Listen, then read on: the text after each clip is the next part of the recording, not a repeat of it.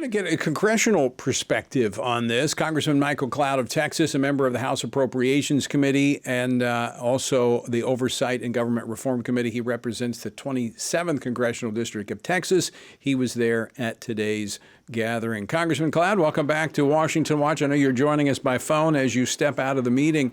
But before we get into the subject matter, we were all kind of stunned this morning with the news of the loss of one of your colleagues and a friend, Congressman Doug LaMalfa of California, represents the 1st District of California. That was quite a blow. Oh, it was, and I appreciate you taking the time to mention that. Sometimes when you're sitting at home, you forget that this is a human place as well. And, as we were coming in expecting to see his smiling, gregarious face today, to hear the news instead as we walked in, it was quite a blow, and our hearts and prayers are going out to his family. It's a reminder for all of us, of course, as we just remember why we're here and to make sure that this life's counting and we know where we're going when all's said and done. Yeah. But yeah.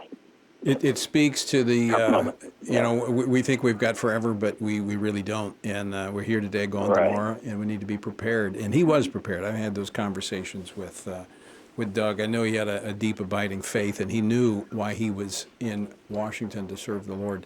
I want to talk about, when we talk about our faith, we talk about policy.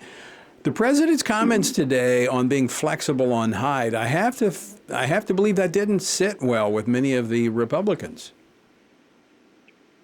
Yeah, and he didn't get into specifics, so I'm not exactly sure what he was thinking along those lines. But, for many of us, this is a matter of faith and conviction. And even, I think, constitutionally, you can talk about life, liberty, and the pursuit of happiness. These founding principles that our nation was founded on. You can't have the liberties without guaranteeing the right to life.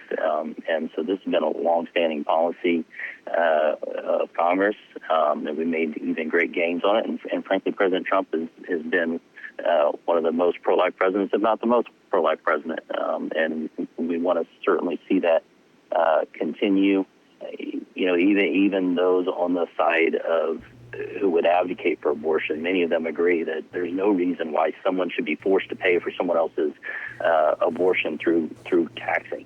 And so the idea that we need to have federal funds going to fund abortions is it's a non-starter for a lot of people.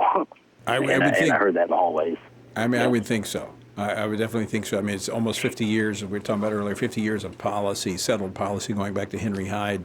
All right, I want to... And frankly, go ahead. I was just going to say, frankly, I think we can get President Trump's agenda done without having to make that, we can get it done. There are proposals on the table.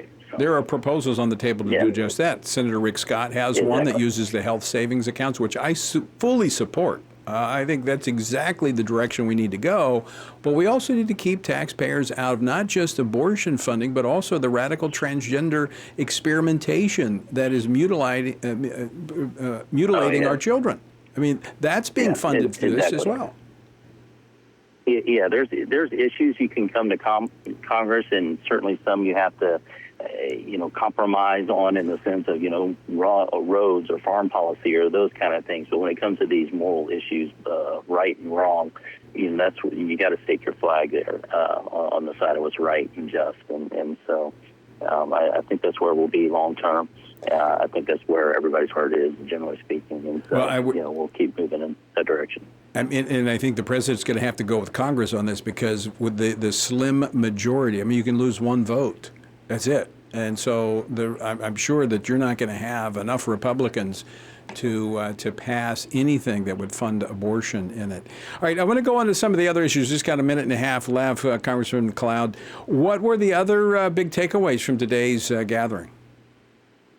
A lot of it's going through the big issues of what bills expire this year that will need reauthorization, but really just planting a vision for what we need to get done. We got a lot done already in what's been less than a year of a Trump administration. some of it. We need to communicate better on those things. But also, there's still a lot left to be done. And so we can celebrate the border being secure. We can celebrate a lot of what's happened in the One Big Beautiful Bill and the tax cuts that were there for families and a number of different school choice being a big win for the first time. So a lot to celebrate, but we still have a lot of work to do. We want to make sure that we're providing that for the American people, and so us kind of all coming on the same page and knowing what the big rocks are, along with the other stuff we'd like to get done. Right. What must we get done for the American people, and then what are some things we'd like to get done, and really putting that vision out. And today is really the start, or I should say the continuation. It's not really start. We've been working on these issues for quite some time, but just bringing into focus what needs to be done over the next several months. And those conversations are ongoing and will continue.